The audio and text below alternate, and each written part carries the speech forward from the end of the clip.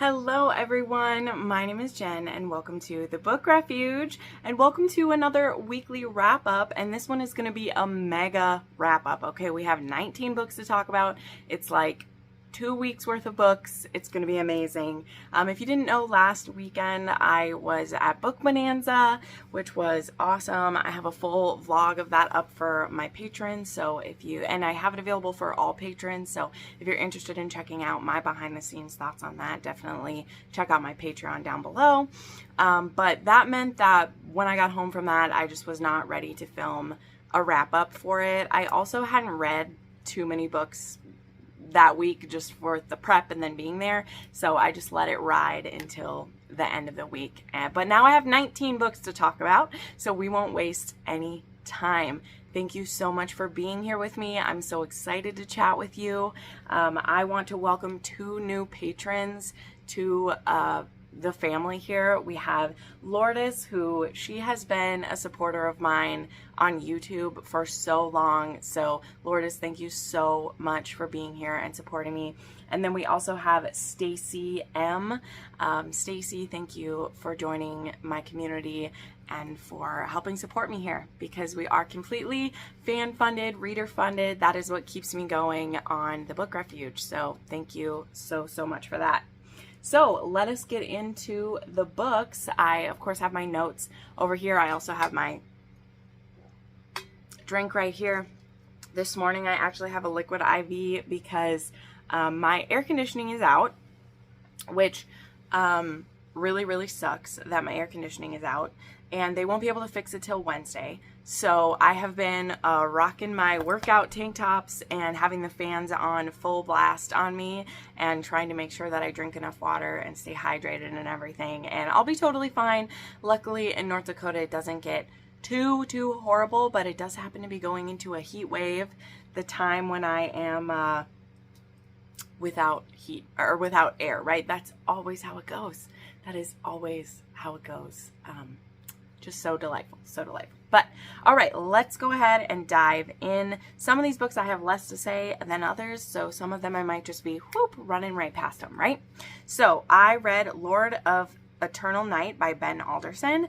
Ben Alderson is a author I've been wanting to try for a long time. He writes gay, paranormal, and fantasy romances, and I first found him on like TikTok, and I thought his videos were so good, and he had a Hades and Persephone that was going to be coming out, and so I really wanted to try him. And then one of my friends read this book and didn't love it that much, so then it put me off. But for Pride Month I was trying to pick some books that were already like on my TBR that I could get into, and so this was one that I tried. Now unfortunately I did end up kind of feeling like my friend did about it. I thought the setup was really strong. I liked the idea of what was going on with this monster and like why our one hero, hold on, I wrote his name down. Oh, come on, you. Hold on. What are you doing to me? There we go. Our hero, Jack, you know, like why he was going to this place and like what he was hoping to do, like I was in for it. And then I just feel like at a certain point, after like 40%, it just really like slowed down so much. And for not being a super long book, it felt very long to me. And so I kind of fell out of this book. So I do still want to try more by this author. I don't know whether, like, maybe I'll try the Hades and Persephone retelling, or I might try one of his other series. I think he has some other series that are more well loved. So I'm not discounting this author for sure. I just didn't quite vibe with this version of the story. This one was supposed to be kind of a Beauty and the Beast one. And yeah, I just didn't feel with it. So I gave this one 3 stars, and it was a 2.5 on the spice scale. And this one had blood play going on in it because he's a kind of sort of vampire type thing. So that's what we'll say for that. Okay, next up, I read The RSVP by Lauren Blakely. This one is the first book in the Virgin Society, and I had read The Tryst like a month or 2 ago, and I loved it, and so I really wanted to get to this one. This one was actually sent to me from Becky, so Becky, thank you for sending this off of my wish list. I really love the man cover of this book, of course. The one that I was sent from Candy Cane PR is who sent me that one. It was just the flower cover. But of course I love a man cover of these. So this one was kind of a dad's best friend. It was more of a dad's business partner. And the hero is only 10 years older than the heroine. And of course she's also a virgin. That is the setup of this one. But she's had a crush on him for quite a while. And now that she is graduated from school, she is she in her last semester of it or graduating? I can't remember. But she gets like an internship with her dad's company. They make these like soap operas based off of her mother's books. Her mother has died. And her father is this like perpetual playboy. Sorry, like I said, my fan is on and it is blowing my frizzy hair everywhere. Okay. And so she decides to make a go of him. She decides to make a go on him. And that was okay. Like it was okay. It just also didn't catch me the same way that the Tryst did, because this one was really the girl like pining after him and really trying to make it happen. And I'm just not always a fan of that. But I did listen to the audiobook for this one. And it was perfectly pleasant. Like it was fine. I think Joe Arden was the hero for this one.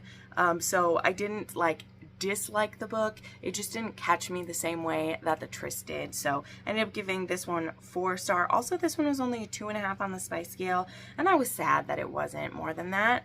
I expect more from Lauren Blakely sometimes, so that's where we're at with that one. The next, I read another one that was on my June TBR for Pride Month, and that was Royally Indecent by Kelly Jamieson.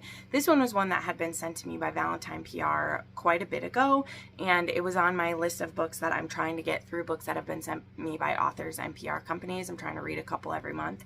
And this one is a MMF. It's also like a second chance romance for the MM parts of it. And so this one has Chelsea Aldridge. And it has Griffin Marlowe, and then it has Ford Sullivan. So Griffin is a prince from a different country, and he's in the US temporarily for like his charities and for some like social events and everything. And he ends up meeting Chelsea, and they end up kind of seeing each other. Meanwhile, Chelsea is actually living with Ford. She ended up living with him in a roommate scenario, and at the time she started living with him, he was dating a man, but he is bisexual, and he actually reveals that to her after he ends up breaking up with his boyfriend. And so it kind of like changes the dynamics with them a little bit. But when she brings home her new like part-time boyfriend, things really blow up because he knows him, and she's been keeping it a secret because since Griffin is famous, he's a prince, he asked her to like keep them on the down low, and she was okay with doing that to like protect his identity. But then it turns out that Griffin and Ford knew each other. In fact, they had a fling together when they were both stationed in, I can't remember if it was Afghanistan or where, but they were stationed together, and Griffin had to up and leave in the middle of the night because there was a danger to his safety, and they never have seen each other again.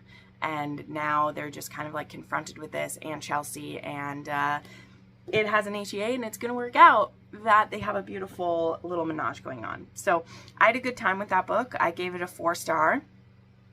It got a little bit too convenient at the end, as sometimes menages do, to make them work. They just kind of, instead of us really having to work through issues, we're like, everything's going to work out. And like, I can get on board with an HEA like that, but it isn't going to make it my favorite book I've ever read. So it was 4 stars. It was a 3 on the spice scale, and that one was MMF. So the men are bisexual in that. Then I had an ALC, an advanced listening copy of Her Scottish King by Theodora Taylor. This book is already out, but a lot of times what happens is that once a book is out, or when the audiobook is getting released, then it gets sent to the PR company. So Valentine PR had some arcs for this. I never read a book by this author before, and I'd seen that it was like, it was kind of, I don't think it was like Omegaverse, but it was like Werewolves and Notting and stuff like that. And the heroine is Tara, and she is a wolf, but she hasn't like lived with the pack, and she actually kind of like left her pack when she was young because she didn't like their mating practices that they had going on. They had kind of a like forced mating situation that was happening, and so she moved away.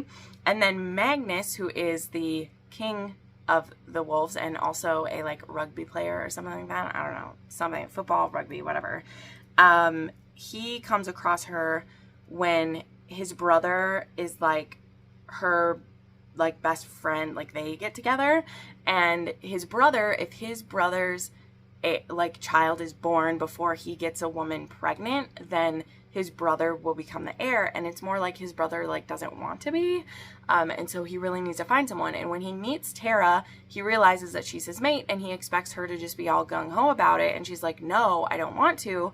But then their wolves know that they're mates, and so their wolves get busy with the mating without really the consent of either of them. This isn't shown, but like we know what happened, and surprise, surprise, she's actually now pregnant, and so now we're going to be together no matter what. So my issues with this book were interesting. So I ended up giving it a 4-star because I read an arc of it, and I have real problems like giving books horrible, like bad ratings when I read arcs of it.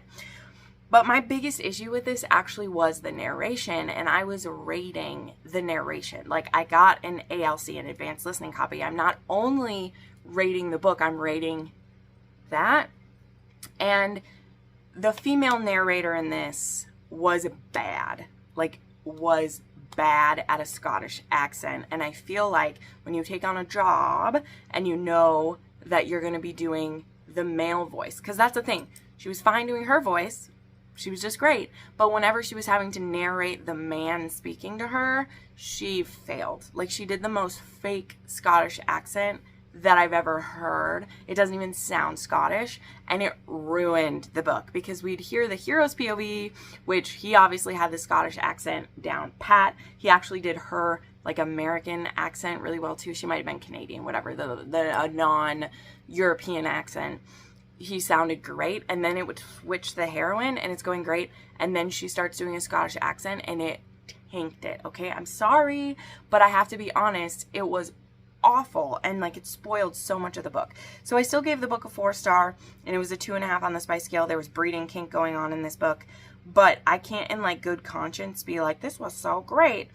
If you're gonna get the audiobook, like maybe just read the ebook and you'll have a better experience, because it was kind of a cute like forced mating scenario where like the wolves, their wolves know they should be together, but the people are like getting in their own way type of thing.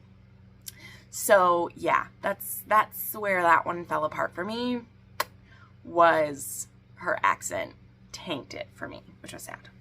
Next, I started what you will see is a little bit of a trend in the last 2 weeks, and I read Infected by Jessica Gomez. So a few weeks ago, I did another like survival / apocalypse recommendations, because I love reading those. Okay, Claire Kent always has me in the mood, and I knew that Claire Kent was going to be having a new book coming out at the end of the month. She didn't tell us which day it was going to be coming out, but she said that it would be out before the end of June. And so I was preempting this and wanted to keep reading these. So I had a few books on my TBR that I had gotten as recommendations from my book rec form, as well as, you know, Amazon had thrown in my way because they're like, hey, you like reading these. So here we go. So Infected is the first in, I think it's like a trilogy that's about the same group. And it was a hot fucking mess, okay? Like, I don't even want to go into all the details of this book because I don't care enough and I don't want to rag on it. But it was bad. Like, it involved, like, a few years ago, this woman had to be, like, fake raped, although it wasn't fake, like, she was raped, but also the guy didn't want to be doing it. He was being forced to do it by a group of shitty people, and so it was one of those where, like, they were assaulted by each other, but forced by someone else. You know, that's a thing still beating, where, like, both of those people are being assaulted, even though, you know, one of them is the one taking it, like, they're both being forced into it. This isn't, like, shown in, like, great detail, but we know what happens because the heroine has a small child that she had because of the scenario, but she'd never been able to find the man again, and she didn't blame him for what had happened. Actually, she had known him before, all this stuff, blah, blah, blah, blah, blah. And then she runs into this, like, 13-year-old boy who has a type of, like, foresight, and he knew that she would be coming, and he'd been waiting for her so that he could, like, join up with her. And so these people join together, and he also tells her of, there's this place that my family knew about that might be safe. And so they travel to this place together. When they get there, the man who they had mutually assaulted each other, the father of her child, actually lives there. The only thing is, she tells him, we can't ever tell anyone that you are her father, because it turns out he's also the older brother of the like 13-year-old that she's become friends with, who is now like older because it's been like a year or so. Like, so much time jumping, so much happening, so many weird coincidences. So now she's living with this group and she's reconnecting with this guy because, again, they do kind of have like a spark between them, right? But there are people in the group, including like a crazy ex-girlfriend, who are going crazy. But also, maybe they're not just going crazy. Maybe it has to do with some of the infection. Maybe people can turn into the zombies even without dying. And like, what does this all mean, right? Like, there was so many layers to this book. It had a lot of things that reminded me of The Host by Stephanie Meyer, which kind of excited me in the beginning. But then I realized there was a lot of beats for beats that were taken, including one of the heroes actually being called Ian, including the heroine almost being drowned at the bathing pools, including the heroine then getting attacked because it'll be easier if they're dead, and blah, blah, blah. Like, there was beats for beats being taken from The Host. And then it even includes there being a love triangle. We think, yeah. Anyway, we're stopping. I gave this one 2.5 stars. I won't be continuing the series. It was awful. I hate love triangles, and it was a mess. It was also not that spicy. And I said, like, the heroine could not decide on a man. And also, she was shown to be this super strong woman, right? She had a baby on her own. She had been surviving all this. And then she gets to this place, and then she's literally constantly attacked and beaten the whole time. We're going to come back around to that theme in a little bit. But I was like, hell nah. So, didn't love that. Then I was lucky enough to read an arc of Berries and Greed by Lily Mayne. This book is already out now. It came out yesterday, the 30th of June. And this is the first in her new series called the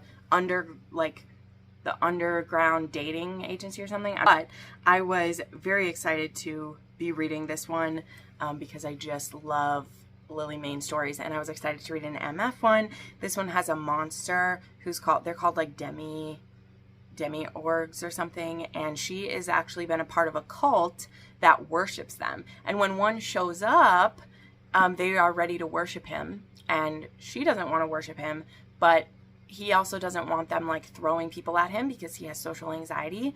And this woman wants out of this cult, so he tells the cult that he picks her as his mate and actually asks her to be his roommate. So this ends up being like a roommate scenario. I know that was kind of a confusing setup, but once you get into it, this basically is a roommate scenario. And also a woman who's been in a cult. She is 35. Like, she's a fully like adult here, but she's lived within this cult since she was very, very young. And so now she is out of it and needing to like learn how to live. And our hero, I also love, he makes jewelry, which I like. That's how he thrives. He makes this very like semi-precious jewelry and everything. He has clients that he does that for. And he's also a submissive, which has led him to a lot of shame because the males of his type of monster are supposed to be very dominating, very like sexually active, and he is much more timid and submissive. And it turns out our heroine is actually a dominant, and she also has vagismus, I think is how you pronounce it. I'm so sorry if I said it wrong, but from what I have looked up, it means you have like being penetrated is not comfortable for you. And there are different levels of this. I did see that by looking it up. And so she wants to have a very active sex life, but she doesn't want to be the one being penetrated, which I thought was very interesting, and it led to some very sexy scenarios. And when these two realize they're attracted to each other, and not only that, do they have complementing like roles within BDSM, we have lots of communication, as Lily Mayne is really great at, and we also have lots of experimenting. So this one had BDSM, toys, pegging, orgasm control, praise, like lots of good boys, and lots of like snuggles and aftercare. And just like, I loved this couple so much. Like, this book was so cute. So I gave this one 4.5 stars. It was a 4 on the spice scale. The trigger warnings are there is cults in it, there is groupthink, and like previous partners who were emotionally abusive, particularly on the side of the hero. Next up, we had my second DNF of the month, and that was The Italian Obsession by N.J. Adele. This was an immediate DNF for me. I still gave it 50 pages, but I just was not in the mood for this. And I know that to some people, they'll be like, well, why? You read some books that have this, this, or this. This is true. In fact, I'm going to talk about a book that has Not the same scenarios though. That's why. Like, we'll get to it. But this one was supposed to be this woman who, since she was a young woman, like 12 or 13, this mafia man has been wanting her.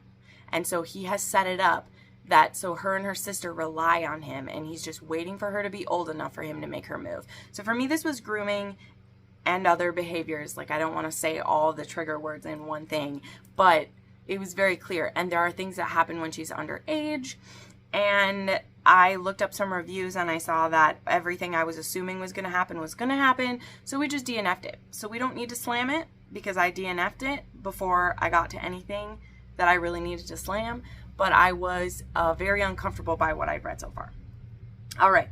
Next, I read Squirm by Mr. Benzedrine, and this was a fanfic, and it was actually one of my favorite books of the month. This was like a novella-length fanfic that was horror-ish. It does have an HEA, but it is like a horror type thing, and I don't want to spoil this book. I talk about it in my monthly wrap-up a little bit more, but this was a Dramini fic, and Draco is a serial killer, and him and Hermione actually start dating each other after she breaks up with Ron, and they have a pretty like good relationship. Like, he's really, you know, doing some cute things for her, and things are getting good between them. And then Hermione starts kind of pushing about like why he's acting like this, and things go from there. So this has some very dark moments in it. Absolutely. There are plenty of warnings for this. This has bloody situations, non-con, dubious consent, murder happening. So for sure. This also had some kinky things. It had biting, binding, and BDSM going on, but it was a very, very dark. But the darkness level of it does have to do with the horror aspect. So I do want to put that in there. Again, I don't want to spoil this one, because I found it really fascinating, and I liked it quite a bit. I did. But there is non-con in here that is nasty. But it has to do with the horror aspect. So, take that. All right, then I continued some of my apocalypse stuff. So I read Captured by H.R. Savage. This one is about this woman who, in the beginning of it, her and her father are trying to get some medicine for this little boy who's sick in their group. And their group in the apocalypse has been taking in children, actually. So they have quite a few kids that they are trying to protect.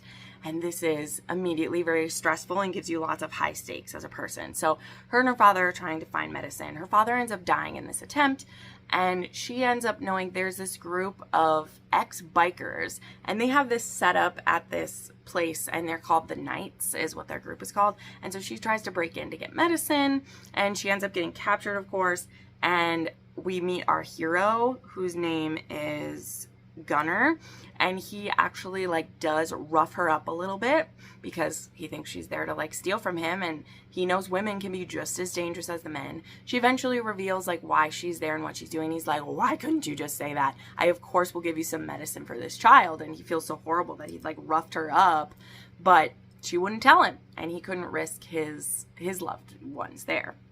But there ends up being a group that he is enemies with that now is coming down on them because they have like teamed up. So this one I know is part of a series as well. I don't know if I'm continuing this series. There is kind of a happy for now for this couple by the end, and I'm just, you'll see, I've tried quite a lot of apocalypse romances, and this of the three that I tried is the series I would continue. But we'll talk about it. I gave this one a 3.5 star because the heroine continued to make stupid decisions. That is the thing that I cannot abide in a dangerous scenario, is when you continually make dumb decisions when you know better. Like, if they can make one dumb decision, like, I'm okay with it one time, but as soon as it becomes a pattern in a life or death, and when other people pay for your stupidness, that's when I have a problem. So yeah, this was a 2 on the spice scale. It does feature the death of a child and death of loved ones, so be careful with that. So then I read Pandemonium by Susanna Storm, and this one I enjoyed a bit more. This was one that was recommended to me. I can't remember if it was in my video or where I snagged it, but this one was a recommendation. And this one is about a girl who's at college, and her friends start noticing, like, there's a flu coming. And this was one, it has a note in the beginning. The author started writing this in 2019. This was the same thing that happened with an Emma Castle that she wrote that was apocalypse romance. Like, the book was already written, and then 2020 happened. And so she actually sat on the books for a while and then realized, like, there are people who still want to read about pandemic books even when they're, like, going through one, because it gives them, like, comfort or whatever. Me, I was one of those. I read a lot of, like, pandemic romances and stuff, like, during the time. Like, that's when I found Claire Kent. I like reading disaster romances because they make me feel like there's hope and stuff. So she ended up putting these out still, even though it was happening. So this book is about Kenzie and Ripper. And like I said, Kenzie, she's at college and things start going south. And she has a cousin who's a prepper. And he actually, his parents had died, I think, in like a car accident. And he spent most of his inheritance on like tricking out his home. And so she gets her friends, including like her ex-boyfriend, her friend, and his brother. They were like gonna go upstate to their families, and she convinces them to drop her off with her cousin because she's like, I need to be there for my cousin, and I also know that I will be safe there. So they're very reluctant to drop her off, but she's like, I'm going here. Here is where I'm going. And so she gets there. Her cousin Miles lets her in, and very quickly she meets her cousin's next door neighbor, who is also a biker. Apparently that was a theme for these post-apocalyptic like bikers or whatever. And he is actually his next door neighbor, and he's not a prepper, but he is like ex-military, and so he actually had been a really good friend to Miles and kind of helped like hold in some of his like crazier impulses that he has, because her cousin does have some mental divergences as well as some tendencies towards like paranoia and stuff like that. But in this case, a lot of it is helping us out. They just have to be careful that he doesn't take some things too far, which totally fair, right? Totally fair situation.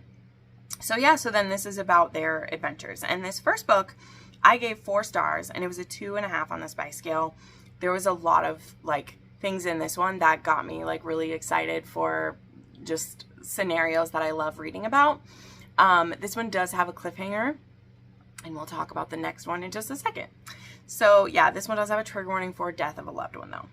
Then I received an arc of Under the Radar by Melanie Moreland, and I was so excited for this because I actually got to meet Melanie at Book Bonanza, and like I had brought one of my books for her to sign. And while I was, no joke, in line for wristbands, yes, I know there was a whole drama for wristbands, but I got an email from Valentine PR saying that I was going to get her arc of the next book coming. And I was so excited about it. And I talked with her assistant when I was there, and it was super cool. And yeah. So anyway, this is the 4th book in the Reynolds Restoration series, which it's confirmed there's going to be 6. When I was there, I actually got this cute little sticker that tells me all of who the heroes are going to be. So I'm very excited for the next ones. But this one is about Chase, who we met Chase before. He is now reformed. He is out of jail after he was put there for some stuff that had happened to Charlie earlier in the series. And he actually gets brought into the found family that is Reynolds Restoration, and he's become a part of their group. And he is looking for a new roommate, and it ends up being Officer Hannah, who he calls Officer Cinnamon, and he has a crush on her. And she's looking for a new roommate because her roommate is like crazy and has moved her boyfriend in, and it's nuts. And so they end up being roommates, and they both have like mutual pining going on. And then one night when they're like at a bar, her coworker, Officer Dan, is trying to make a move on her, and she's like, no, I already have a boyfriend. And so she kisses Chase and says, yeah, I live with him. This is my boyfriend. And so then he's like, well, I don't want this to be a fake dating scenario. Like, I actually like want to date you. So from this kiss, we have really good chemistry. Let's be together. And so then they start a relationship. So this one was a very sweet, this was a very good breather after all of the apocalypse stuff I'd been reading. It didn't quite catch me the same way as previous books. And I have a suspicion that a big part of that is that I came to this series actually through the audiobooks. I tried Rev to the Max and I loved the audiobook, and then I binged the other ones. And so reading this book didn't quite catch me the same way as the audios did. And so I honestly think that's part of it. Like, the humor lands better when it's narrated, and the characters, I just really, really love them when they're narrated to me. So I still had a good time with it. It's very low stakes. There's no third act breakup. There's just, you know, like Chase trying to overcome people's expectations of him as an ex-con, and like seeing their relationship grow that way. So it was still a great time. I gave this one 4 stars. This one is like friends to lovers, small town, found family, a police officer who is a female. Like, I love when I get to read that. So yeah, I loved that. So I gave this one 4 stars, and it was a 2.5 on the spice scale. All right, next I read Maelstrom by Susanna Storm, and this was the next book, and kind of like caps off the romance between Kenzie and Ripper. So what I've discovered with this series is that the first 2 books are about, they focus on the same couple, but we do get other POVs that enter in. I'll talk about those in a second. So we're going to be at a happy for now for Kenzie and Ripper at the end of Maelstrom. And then there's 2 other books in the series, and they focus, I think, each one on a different hero who we like meet in this. So one of the things that happened in like midway through Pandemonium, which is kind of a spoiler, but I'm going to tell you, so you say, is that Kenzie's ex-boyfriend, Kyle, ends up rejoining their group after he loses some people. And there definitely is some strife between Ripper and Kyle. Like, Kyle came back to be there for Kenzie, and Kenzie has found somebody else already, so he feels out of place. But he definitely proves himself. And in the next book, we're definitely a lot like tighter with him, and he's a part of our group.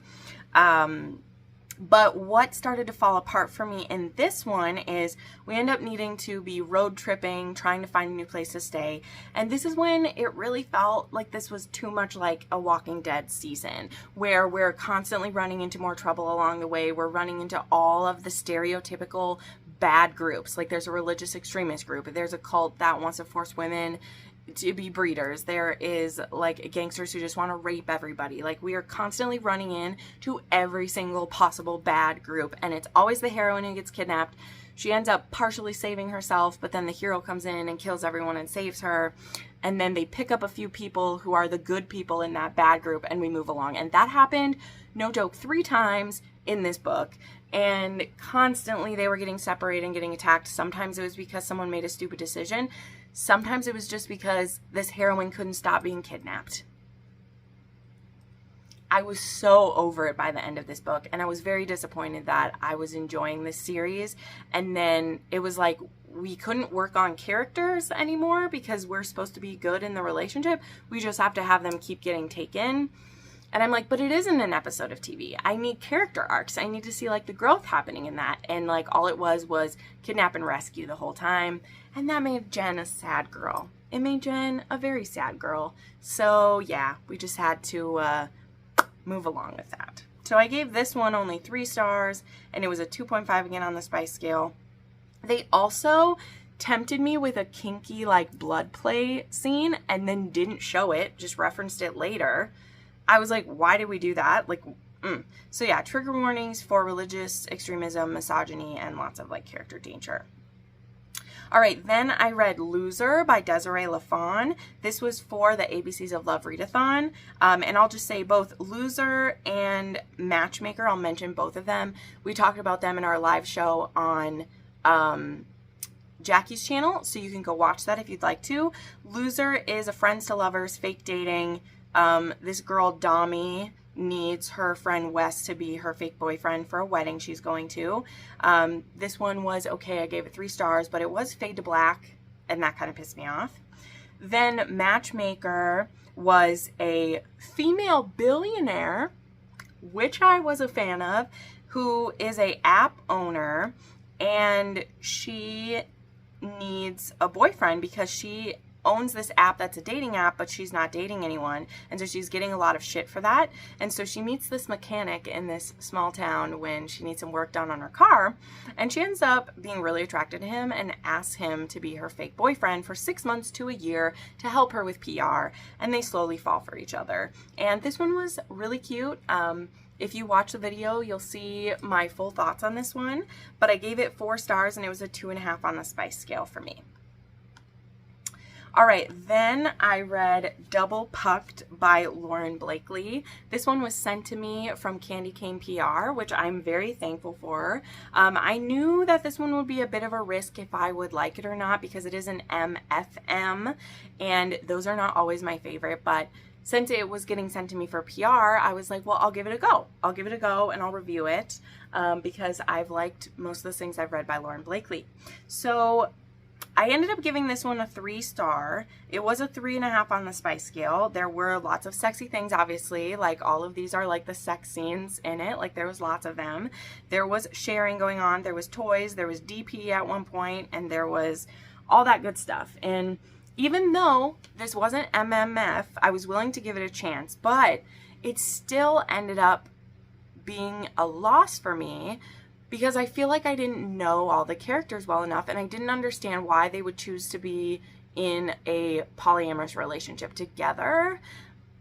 I just didn't buy it. I don't think enough work was done. I think we started with the kinky stuff. This is a revenge stuff at the beginning. Like, she found her boyfriend cheating on her, and she steals his VIP hockey tickets and goes to meet his 2 idols and ends up hooking up with them. And then, because she needs to move out of her apartment because he still lives there, they offer for her to stay. The one hero offers for her to stay with them until her new place is ready. And then his friend, he offers him to live there too. So basically they can have a sex pad together. And she comes up with this list of the things she wants them to do, which I hated that it was kept a secret. Like, the list was literally kept a secret, and they just said, oh, we're doing number 1 and 2. And I was like, why didn't you like write the list so we could see? Didn't love that. Again, I just didn't believe the relationship. It's why MFM like rarely worked for me, but I gave it a try. And the people who love Emily Rath will maybe want to try this. I've only read her historicals. I do want to read her hockey romances because I trust Emily Rath more to write a polyamorous relationship than I did for this one. This just didn't float my boat at all. I was very disappointed. So yeah, this was a 3-star book. It was a 3.5 on the spice scale, but I don't know if I'll read more in this series. It just also, I don't know. It didn't feel like Lauren Blakely. I don't know what it is. It was one of the ones, like, sometimes I read hers and I really love them. Like, The Tryst just hits so well and had the right amount of angst in it. It was so great. And then this one felt like she's like, oh, people want to read MFM? Let me write them in MFM. And she did it, but didn't like put her heart into it. I don't know. That's just me being a judgy bitch. That's just what I get to do because I'm a reviewer. So then I read these 2 fanfics back to back that are basically a duet, even though like it's not listed that way. They're listed as parts 1 and 2. And this was kind of a emotional, like, bittersweet romance. So technically the characters are together by the end, but they are in a toxic relationship, and I kind of was here for it because it was a mafia dramini where it's an age gap. Draco is older and he's the head of a mafia, and Theo Knott is his nephew and is his heir. And he has a home where he helps women get on their feet, and they're called his nieces is what it is. So he takes in these women. He's called Uncle Draco. They don't sleep with him. They don't have sex with him. Like, that's not why they're there. They're there for him to help them out. And he meets Hermione. She's working at a club. I think she's just like a waitress there or something though, but he takes her in, and immediately there's more tension between them than anyone else. And so what was kind of hot is when she propositions him. So she's a virgin when she does. She really is into him, and she's like, I know you don't expect this of me, but like, I want to give it to you. So they start something. She's calling him Uncle Draco, and he's like, I'm not an uncle. What am I to you? And she calls him daddy. And so there's a little bit of daddy kink in this one. It was really hot. And so you can tell in the notes that are updated by the author that they only meant this to be 1. And so it goes through, you know, once he decides to be with her, he decides to make her his queen, and he marries her. And that's like the end of the first one, which is called Innocence. And then there is Purity, which is their beginning of their marriage and Draco trying to get her pregnant. So there's literally like breeding kink. He's trying to fill her up as much as he can. He's very like dominating over her, and she likes it quite a bit. There is like spanking and some correction that happenings. But what becomes clear in Purity is that he will always be manipulative and controlling of her. And as Hermione becomes aware of that as her fate, she becomes very discomforted about the relationship she's found herself in. Like, she's never going to leave him. She's never going to go. But she becomes very nervous about it. And the author doesn't try to reassure us. Like, when we get to the end of the story, the author is like, they are in for a toxic relationship. But that's the story I wanted to tell. So not everyone's going to want to read this duet, but we do have the romance takeover. We do have the fan fiction readathon coming up. And both of these were pretty short. Like, I read both of them in one night. It's a total of like 50,000 words.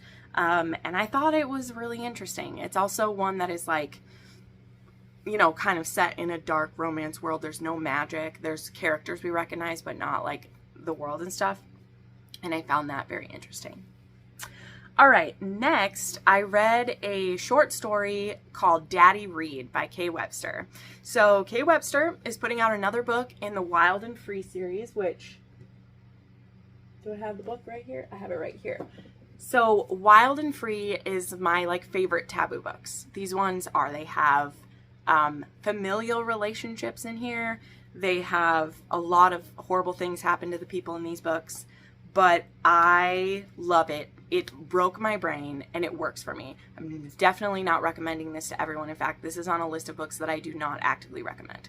But when Christy announced that she's going to be putting out another book called Untamed, she said that there was going to be this little novella coming out that will kind of bridge the gap, because Untamed is going to be a second generation story. So Daddy Read takes place 20 years later, and we're seeing where Devin and Reed are at now on their homestead with all of their children. They have 8 children, some of them being like 20 years old at this point. And we're seeing the lay of the land, how things have been, and getting introduced to people. And so there also is hinting at possibly the next book being about a sibling pairing. I don't know where it's going, okay? These books are part horror, part terrifying, but they're taboo. Like, to me, people call stuff that's taboo so, like, it's not. These are legitimately taboo. So this was crazy. It was only like 80 pages long. Maybe it was even less than that. I don't know. Whatever. But I ate it up, and I'm so ready for Untamed to come out in July. I think it's coming in July. And yeah, I'm going to read it. And yeah, I gave this 4 stars. It was a 3 on the spice scale. Of course, this one has daddy kink, breeding kink, and trigger warnings for family relations. Although, if you've read Wild, you understand that it's not as familial as you think, but it is also splitting hairs in my mind. So there we go.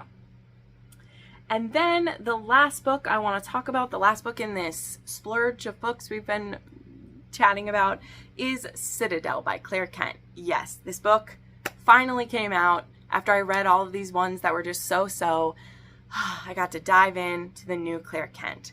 And in this one, we get to meet some new characters, new groups. We don't even really have hints at any previous characters, although from Claire's author note in the beginning, this is kind of part of a like duet within the series. This didn't have a cliffhanger. This is about one couple. It's about Dell and Cole. But Dell has a sister named Brianna, and like the next book, Sanctuary, is going to be about Brianna. And so that's where this is kind of a duet within. And it said that that book will connect us with the others. And I already have some hints about how that will happen, but we have this sibling pairing, and they're actually at this hotel, which is kind of a floating hotel. Like, they get everywhere. They're going with boats at this point, because where they're at is partially flooded. And so there's this small group of people living in this boat. And one day when she goes out scavenging, she runs into this group, and she only gets seen by this one man. This one kind of like haggard looking man tells her to run, and she does. And before she really gets a chance to like warn anyone, her group gets attacked by this group, and people are getting pillaged and attacked. And Cole ends up being that man who was a part of it. And he's not really a part of this group. He is traveling around this part of the country trying to find his younger brother, who we lost track of in the beginning of everything going down. And he helps the women like get away, and he's going to try to help them find a place where they'll be safe. Like, he agrees to help them do that.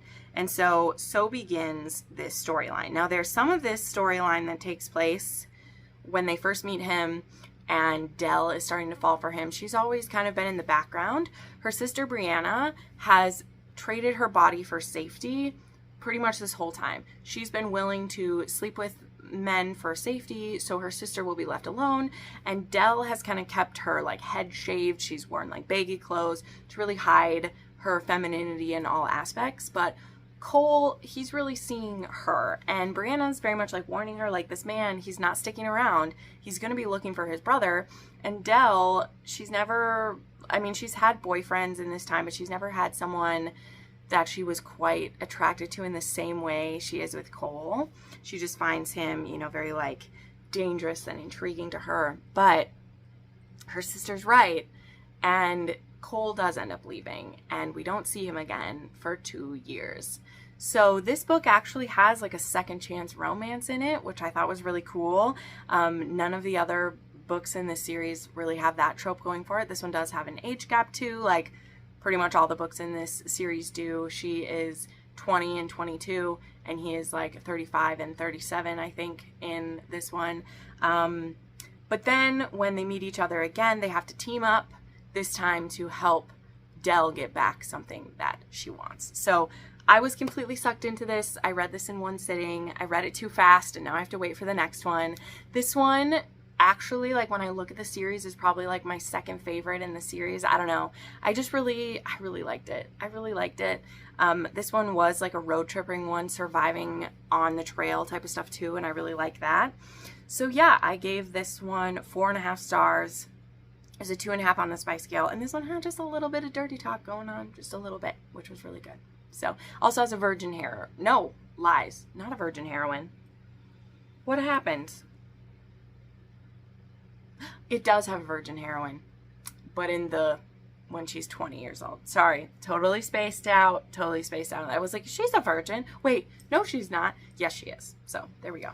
So anyway, those are all the books that I read in the last 2 weeks. We should be back to weekly wrap-ups going forward for a while now anyway. We'll see what happens. My dad's already trying to take me off on other trips again, so we'll see what happens. But thank you so much for watching this. Again, all the books that I talked about will be listed down below if you'd like to purchase any of them.